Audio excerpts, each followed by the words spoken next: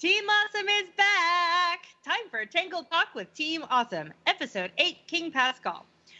All right, guys, this episode was directed by Tom Caulfield. It was written by Kelly Hannon. The storyboards are by Gail Burenz, Justin Gordon-Montgomery, and Caitlin Ritter.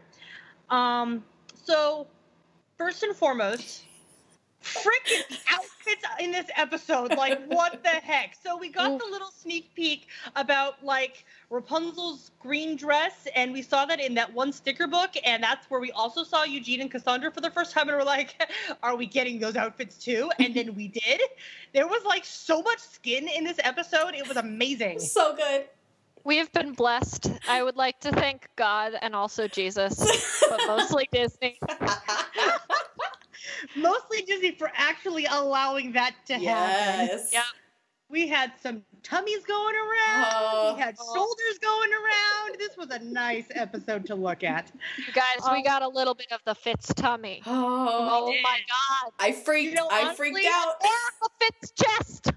You know, honestly, for a minute, for a couple frames there, I thought I saw Eugene's belly button. And then on closer inspection, it was like the top edge of his pants, and then like his belt angled down diagonally, and so it was that little sliver of pants that for a split second I thought was his belly button. I'm like, there's no way Disney actually animated Eugene's belly button in this episode. And I was right.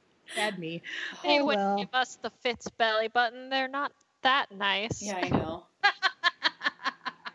They're nice, but they're not that nice. So this episode was, I mean, even on first watch through, it was Pascal's story with a hint of Queen for a Day. It was the Gravity Falls episode, the Gulf War, you know, the one with the Lilliputians, which is only funny if you see it written down, and the Road to El Dorado, and every anime beach episode that ever existed. Which is odd because they actually didn't really spend much time on the beach. It was all in the jungle. But it still had that anime beach episode feel, though. I mean, and Rapunzel straight up says, there, now we're ready for the beach. So yeah, it's got the wacky shenanigans of the beach episode. Absolutely. And it's kind of funny. So when I was rewatching the episode today to, you know, I was like to do the refresher viewing, it was interesting because I realized that as a whole episode, it's not great. Mm-hmm. But as a whole bunch of like individual moments that are strung together, it's a lot of fun. And so this is absolutely an episode of pieces instead of an episode of a whole. Mm-hmm. Like, honestly, if they were to, like, pluck this episode out of the continuum, the only thing we'd be missing was the outfits. It's like, it's not necessary to the continuity. I mean, other than that, it destroyed the caravan, which, the question about there is, was it going to be rebuilt or what's going to happen? Or is it just going to be next week, everything's hunky-dory? Yeah. I hope not. Personally, I'm hoping that next episode they are still on the island and that the caravan is like half rebuilt. So it shows that they're actually working on putting this thing back together. I mean, Lance did mention the ferry, so there's like no reason to think that they won't get back to the mainland relatively easily. But I mean, they're on a path, they're on a course. They need to get their mode of transportation working again. Yeah. So also, like, seriously, like, if the caravan could turn it to a boat, which obviously all of those levers and stuff were designed to turn it into a boat, among other things. Who knows what else it can do? Why didn't they animate it turning into a boat? That would have been freaking amazing. Because they don't love us enough. Even like saving that reveal for later on, and there's going to be some epic thing where like they go hurtling off a cliff and they pull levers and then these wings pop out to save them or something. Or like, maybe it just wasn't in the budget. And you know what? If they had to choose new outfits or animate the caravan transforming, I'll take the outfits. Because there were some choice outfits. Man, I saw that caravan float like a boat. I was laughing so hard. I wasn't expecting it. I just...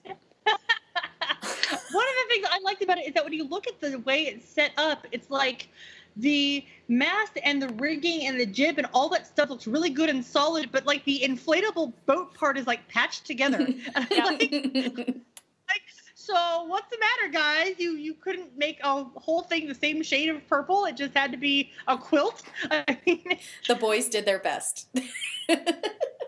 Okay. Speaking of the boys doing their best, quite frankly, they did not do a bad job on the actual structures that they built. They just built the first one over like army ants or something, and then somebody let Shorty get his hands on an axe, and so the second one was destroyed. But they did not do bad jobs on them. However, what did we say about Shorty and tools? Listen, right? I'm going to be honest. I don't remember anything that happened in the B plot, the first view through, because I was way too busy staring at Eugene. I was like, why is their house moving? I was like, I missed whatever they just said. So the second view through, I was like, oh, okay, ants. You're like, their house is moving. I don't care. I'm like, whatever. Eugene. Oops. I mean, honestly, when he shows a little more chest, it's like, what? What is going on? I don't even know anymore. What day is it? None of us were ready. Nope. None of us were ready for the little bit of tummy, though. Like, that sticker thing had the chest, but didn't have the tummy. And, like, you look at that dang shirt, and, like, literally he's got about 3 buttons buttoned, and the rest are unbuttoned. Yep. It's like that's just enough to keep it clothed and quote-unquote decent, although we all know that guys are allowed to be shirtless, and that's considered decent. Especially fit guys are allowed to be shirtless, and that's decent. If they could put Shorty in a diaper... Take off Eugene's shirt. Take off Eugene's shirt. Oh, man. Oh, goodness. I'm like, I don't care that your show is rated TVY7. We've been doing terrible things to these characters in your eyes, not in our eyes, but in your eyes, since 2010. So just don't even. Like, if you're gonna make Eugene shirtless, we're all gonna drool over him. That's just the way things are. This is how the world works. It really is. I mean, if you're gonna have a freaking hot man meeting to create this guy, exactly, we're gonna drool over him. This is how what you gave us. So why are you taking away? You know. Listen, I was like 2012 me. You did it. 7 years. No, we honestly, did it. Honestly, I have to agree with you there. In 2012, we did not for a moment believe that we were ever going to have what we have now. Mm-hmm. Like, we heard Roy Connolly's declaration of "That's it, no more Tangled," and we're like, "Damn it!" So close. And now we're like, "Damn it! This is the greatest thing." But no, but overall, I mean, like, yes, those outfits were stupendous because, let's face it, those outfits were stupendous. But in general, the animation and the music and all that stuff was so good in this episode. Mm-hmm. And I'm just noticing that the animation in general has been turned up a notch, like for season 2. Like every episode, so good. Like the past several episodes, we've had at least one moment where the camera does this nice swinging pan around, or some really intricate, crazy camera work. Like in Vigor, you had that whole slow motion kidnapping Vigor scene, and then in The Keeper of the Spire, we had that nice pan around when the thing roared. Gosh, I can't even think what the bear is called. The Kurlock. Thank you. The big bear. Remember, if you ever forget a name, Ellie has the name list. Always ask her. She's looked at them 5,000 times. Yeah, that is actually why I do tend to ask you first. And I can't remember her name. I'm like, crap, what's it called? Ellie! I may not remember anything else, but I sure do remember all the names of the Tangled characters. Step 1, ask Ellie. If she doesn't answer quickly enough, step 2, open up Ellie's name list. And that's sincerely my order of operations. You're welcome. I'm a resource. You are a resource.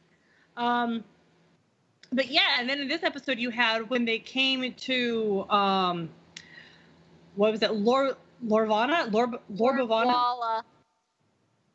Okay. It's Lorb and then, like, Walla. Like, Walla. Right, Lorbwalla. Okay, because this sounded like Lorbvana, which is like would make as much sense as anything else. Yeah, but I think it's Walla, but I don't know. That's just what the CC said, so that's what I'm going off of. Right, and that in some cases that's all we can go off of. But yeah, so we had when they showed up there and they did that beautiful full circle pan around while the girls were looking at all the lanterns and everything, and so they keep doing stuff like that, and like just the camera work has gotten so good, and it's just. Mercury Filmworks does such a good job on our show, guys. Yes. They really do. It's so pretty all the time. Endless applause for you guys at Mercury. Seriously. If any of you are listening, which would be awesome. We love you so much. Yep. beautifulness, absolute beautifulness. I mean, and it's like I said, it's been since the beginning of season 2. Even during the finale of season 1, you could see that they had keyed it up. Mm-hmm. But my thought back then was, oh well, it's a tentpole episode. Of course, they're going to have better animation in the tentpole episode. They spend more money on it. Yeah. But season 2 has just hit the ground running, and it just keeps going. And it's so pretty, and the music is just so that every episode is getting like at least one moment of really interesting sounding musical theme with very little dialogue to hide it. And I'm just digging that. It's so great. Oh, also, speaking of the great musical theme in this episode was that nice little tropical one. But I wanted to point out that part of the reason why the girls' treehouse was better was because Rapunzel drew a plan first.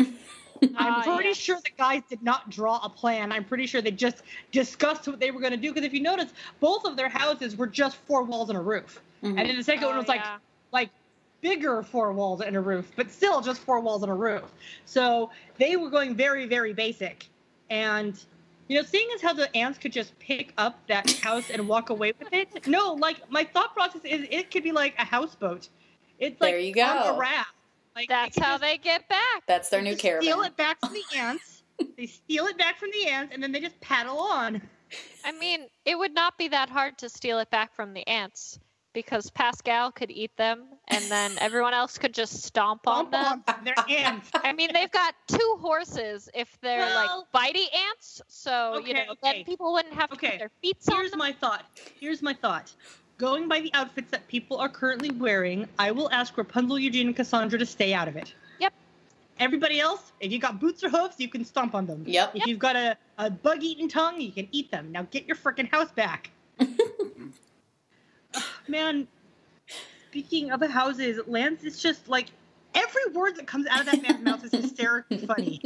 Like, and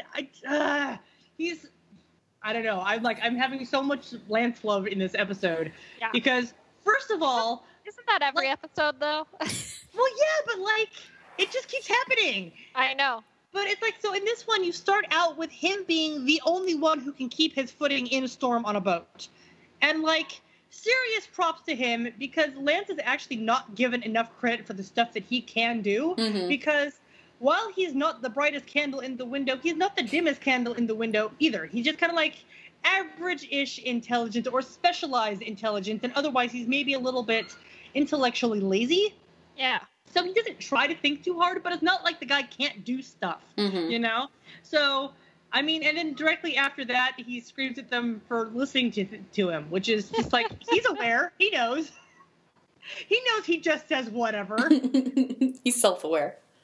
And then they, like, land on the island, and I'd like to point out that he read that plaque in about 20 seconds, memorized it, and then did a dramatic reading with his back turned. Yep. So, like, the dude is seriously meant to be an actor. He can memorize his lines so quickly and do this dramatic reading, and it's just super duper great. And he's just so funny, and, you know, he knows stuff, which, like... Yeah. I feel like a great way to show off or to show his specialized knowledge is he can memorize these lines and things and is like a great actor, but he also can't count past 7. I think that was genuinely Eugene being an asshole to his best friend. Oh, probably. Because he was frustrated. Yeah. Aw, poor Lance. Maybe when he was little, he had trouble. That like, could be counting. That could be. Like Eugene learned how to count so fast, and Lance couldn't get past 7. But he eventually did. Of course he eventually did. He's 20-something, you know? Oh, yeah. Might even be 30-something. We don't know how old he is. Yeah, I want Lance's age. I demand Lance. Well, it's probably pretty close to Eugene's, so. Yeah, I mean, I'd give him a couple years on Eugene, frankly. Yeah. But since we don't know how old Eugene is... We're waiting. 25. Tell us! 25. Dark Prince. What? What? I didn't say anything. What? We didn't get a Dark Prince reference in this episode. No. What? Moving on. I mean, honestly, though, okay, and also, like, there were a lot of little things, like, that you could tell this was a Tom Caulfield episode. Yeah. Because there were just all these little things that were just so Tom. Like, I actually saw on Twitter today, Anna asked him if he boarded the sequence with Rapunzel and the Peppers. And he absolutely boarded the sequence with Rapunzel and the Peppers. What a great sequence that was. Oh my God. The expressions and body language were so good at that moment. And even like she's got that moment with the tears running down her face and just thought it was so funny. But how much you want to bet he also has something to do with like the octopus that randomly loving on Hookfoot. You know? Like Hookfoot sits up and he's got this octopus on his head and it's like hugging his arm and nuzzling his arm, and then later he's just holding it by the head, and it's like, Hookfoot, put that thing back in the water. No, that's his buddy now. Octopi can survive on land, but like shouldn't for prolonged periods, you know? They are sea animals. Yeah. Please put it back in the water. He did, yeah. probably. No, that was awesome. And Lance acknowledging that he was stealing the girl's hut and taking credit for it was awesome. I loved when Hookfoot was like, "Do you know where they are?" And then you see the fire in the background, and Eugene's like, "I think I know where they're at." Yeah, it was funny because right before that, my dad was watching the episode with me, and I was like, when Eugene found her journal, and he was like, "I think this is the girl's place." I was like, "Aw, I wanted him to just recognize that it was Rapunzel's because it's so awesome." But then, you know, like 2 seconds later, he sees fire, and he's like, "Oh, that's where my girlfriend is." So I'm like, close enough. It's like, no doubt. He's like, "Yeah, she's over there." Yep. He's like, "Oh, there's danger. That's where my girlfriend is." I love when he shows up and he's like, "All right, let's take inventory." Yep.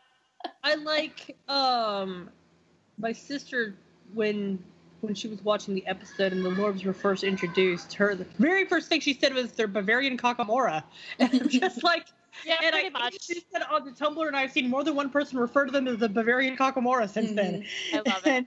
Which I think the best part about that is how many more syllables is Bavarian Kakamora than Lorbs, and a really long name instead.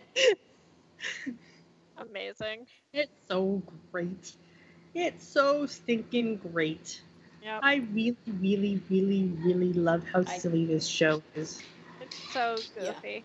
And then it's not at points. And you're just like, ow, can I have my heart back, please? That's exactly it, is that, like, they give us episodes like this, and, like I'm still convinced that happiness is going to punch us in the heart. Yeah. Like, I don't remember who I was talking to, but somebody said, "Oh my God, so the last time they had a totally, completely goofy episode like this, it was followed up by a really serious episode." I'm like, oh no, I'm pretty sure that there's something about Hookfoot is going to be really kind of silly-ish also, but happiness is going to be plot-driven punches in the heart. Yeah, and then we're getting kicked in the face.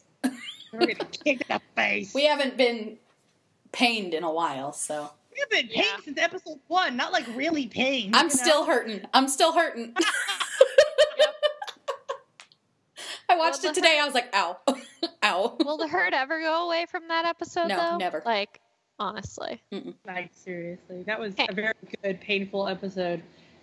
Really, really was. I need more. Oh, but, yeah, so on the subject of the something about Hookfoot, we actually did get the description this week. Whoop, whoop. Yes. Whoop. And so Saturday our description for There's Something About Hookfoot is Hookfoot becomes, that's a very odd sentence structure. Hookfoot becomes in love with a mermaid who has some ulterior motives. And so this is the single sentence synopsis for this episode. And so various people have brought up, I wonder if the mermaid is that mysteriously beautiful Seraphina. Mm-hmm. And like, I'm totally down with that. I mean, it'd be kind of nice if a mermaid was not named after the ocean in some way, shape, or form, or mermaids in some way, shape, or form. Yeah. Like, sorry, Pirates of the Caribbean, naming your mermaid Serena is, like, stupid. Yeah. It's like, my mermaid's name is Mermaid. So, I mean, and so there's a lot of interesting back and forth on this one. Like, a lot of people are going, oh, interesting, yay, we've got mermaids, like, canonically in the series now. Mm-hmm. So that's gotten people excited. And then I've seen multiple people speculate, what if they do it about more like traditional mermaids who are just out to kill people? Oh, yeah. That would be cool. Interesting. Oh, please. Like, Please, But please. and seriously, I freaking love that the dude with the hook for the foot falls in love with the person who's a fish. It's like, that was so, like, deliberate. Like, I can totally... So goofy. I can just see them sitting around the writing room. They're like, we should do something with Hookfoot. What should we do with Hookfoot? Well, they're on an island. What can we do with Hookfoot on an island? How about I have him fall in love with a mermaid? After all, he's a fisherman with that foot. Ha, ha, ha, ha. No, wait, let's do that. You know? I'm just excited they're going to be on the island again. Hopefully. Probably. Hopefully. I really hope that, and if they're still on the island, I hope they're still in their outfits. Like, sincerely. Yes. Don't spend all that money on those glorious new outfits and then only use them once. Yes. Please. Please.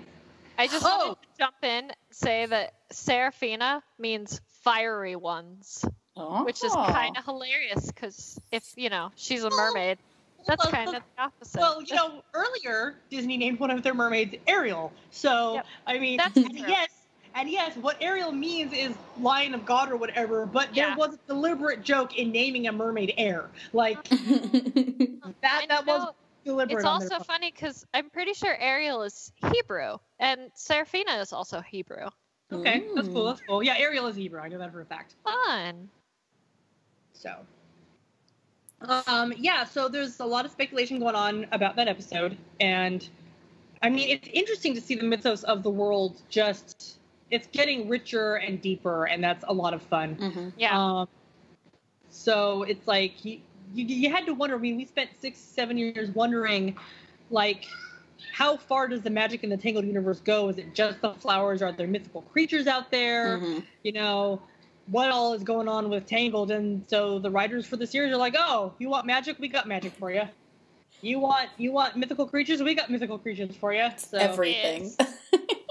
So it's very interesting to see their take on all this stuff too. It's a lot of fun, because like we said, if the next one is they go the more traditional sense, that'll be the first time in a while that Disney's been like, mermaids that aren't totally friendly. Yay! Yeah. I mean, I think the last time they did mermaids who weren't totally friendly was Peter Pan, and those mermaids were jealous, not like murderous. No, because in one of the Pirates of the Caribbean movies. Oh, yeah. The one with the mermaids, right. The Jolly Sailor Bold song and all that, Yeah, they did the whole siren man drowning. Yep. That would be another interesting thing, is that if they do the whole traditional mermaid, it would be interesting if, like, the girls had to save the guys. Oh, my God. What if Eugene gets trapped in a siren song? Oh, my gosh. Or what if he can't? Because he's so in love with Rapunzel. That'd be even better. Those will hurt my heart. Bring it. That would be fantastic. Did you say pregnant? No, I said bring it. Okay. I can't hear, so. I mean, but focusing on Hookfoot, this will be actually the first real development Hookfoot has ever had. All we have of him is he wants to be a dancer. And that is literally all we've got in him. He wants to be a dancer, and he's got this bad attitude. And he's, like, very irritated that they keep using his hook as a tool instead of, like, letting him have it as a point. I'm just like, dude, you cannot put a hook on your leg and expect people to not use it as a hook. You know? But, yeah, so I'm very interested in seeing him develop in any way. I mean, and if she's got ulterior motives, what are those ulterior motives? Mm-hmm. Like, That makes me feel like she is going to be a more traditional mermaid, because I feel like that's hinting at the ulterior motives. Yeah. And maybe she grabbed Hookfoot because he was the easiest one to grab. Yeah. Like, Shorty is too... Shorty. Yeah, Shorty's too shorty for fun. And Eugene is too in love, and Lance is too afraid of everything. I don't know. Like, like, it would totally make sense if Hookfoot was the one that she could get to because of that, or maybe she's just going to be the first one he sees, or something or another. This is going to be interesting, actually. I mean, before when I was like, oh, just going by the title, I was like, okay, I mean, it's a Tangled episode, so I'm going to like it, I'm sure. Or at least, I'll definitely watch it, because I'm watching all the Tangled episodes, obviously. But I had, like, no thoughts. And then we got the description, and I was kind of like, huh, that's interesting. But I'm not, like, I don't dislike mermaids, but I am not as into mermaids as the general populace. Like, I'm much more of a fairy person than a mermaid person.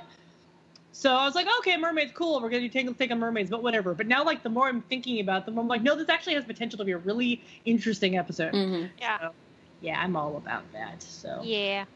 Oh, but back on the subject of the caravan, because they are there until like the new moon. Like, if nothing else, they have like they were talking about the new moon. The ferry comes on the new moon, and that will be able to take them to a different shore. So if nothing else, they might just be gathering up all the things that they can find, maybe all the scraps of caravan that they can find, because I cannot imagine them designing the caravan the way that they did and letting us see the interior, glimpsing it like 3 times, and then utterly destroying it, and we don't have it anymore. You know, like, no, I'm pretty sure they're just going to rebuild the dang caravan exactly like it was. I don't know like if different but identical is a TV trope, but it feels like it ought to be a TV trope. It's the same thing, but not the same thing, you know? Yeah. So, I just don't want it to be like perfect, like as soon as the next episode starts. They're like, oh, it's done. Yeah, I'm like, oh. I would absolutely like to see them like either gathering the pieces or having it half rebuilt or something like that. Like, it's taking time to actually get this thing back together. Yes. Also, I would like it if they could put it back together as a wagon, but they can't fix all of the gadgets that all the levers did because they didn't build it in the first place. You know, like, who built that thing? Was that like a Xavier invention, or like where did this caravan come from? You know? Yeah. But, so yeah, that would be interesting if like they had to take the ferry anyway because they can't use it as a boat anymore. You know, the boat part crashed. So that would also be interesting if bit by bit they made the caravan lose its features. Like, we were introduced to a feature and we get to see it do its thing, and then they lose that feature for some reason or another. Like, no wall in between the rooms. You can lose that feature. Kelsey. That's not a feature, Kelsey. Yes, it is. It's a barrier. It's a hindrance. Get rid of it. It's a barrier between true love. Okay, so that is basically it for the episodes for right now, but we do have some other announcements. August 26th, I've mentioned this a couple times already on Tumblr, but August 26th is the official date for Fitzpancake Day. Yes. Woo! I totally forgot it was that soon. Don't forget to leave pancakes and milk out for Eugene, so he'll slide down your chimney, eat all the pancakes, and then give you a little smooch on your forehead. Is that a promise? Yes. What if we don't have a chimney? Open your window. Then he'll break in your window. Okay, he's a lockpick. He knows how to do it. Yeah, okay. He'll figure it out. Fine. Okay, sounds good. Okay, leave out pancakes for Eugene. Pancakes and coffee. Yeah. Yeah. There you go. Yep. So, yes, August 26th is Fitzpancake Day, and for those who don't know in the fandom, if you go to my webpage and do /tag to /Fitzpancake Day, you will be able to find links to all of this information. But it is a fandom-created holiday that actually goes all the way back to the movie when all of us Tangled grannies were on absolute crack, and we decided that Eugene must really love pancakes. And to prove it, we're going to do a whole bunch of, like, edits of screen caps and gifs and things. And we're going to put pancakes in his life all over the place. God, that was a wild time. I honestly don't remember who came up with that or why it got so popular. Because you know what? Tumblr was super cracky back then. That's why it got popular. Fair. That is the reason it got so popular. But in 2012... we decided that August 26th was officially Fitzpancake Day. And so this year, now that we are on year 2 of the series, not only am I intending to do something for it, but I'm also suggesting that we make a bigger event out of it. And anybody who wants to participate is welcome to. We're talking like fan art or drabbles or gifs or just screen cap manipulations or whatever you want to do. Just Eugene with pancakes, that's the whole point of it. You can have other characters if you want, but it's about Eugene and pancakes. And because there's only so many things you can do, instead of doing a whole week about it, I'm thinking maybe the whole weekend, because the 26th is a Sunday. Yeah. And so if we do it the 24th, 25th, and 26th, so that's Friday, Saturday, and Sunday, then it'll be our Fitzpancake Day weekend bash or something. And so that's what I want to do this year. I'm going to keep... and that'll be a good start to the hiatus, because that's when it starts, right? Yeah. Yeah. Yes. Aw. Yes. Because Happiness is our last episode before September. I hope they which go is out with a bang. hiatus time. I really do. August 26th. August 26th is the last episode before Tangled goes on a hiatus, and we don't know how long the hiatus is yet.